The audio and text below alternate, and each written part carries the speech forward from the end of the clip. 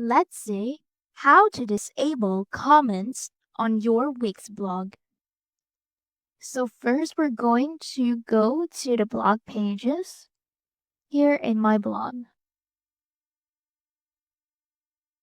Hover our mouse in here, click, and then manage post.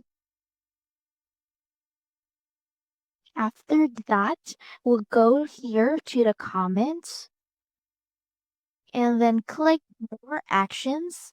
And in the comment settings, we're just going to click this check mark right here to off comments. Now we save. If we're done, and when we go to the post,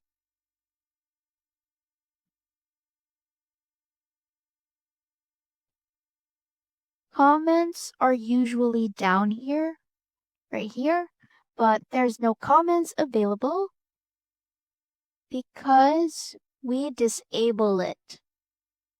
And when we preview, it's still the same. When they click the post, no one gets to comment for the vlog because it's disabled. And that's it. That's how to disable comments on your Wix blog. See you soon!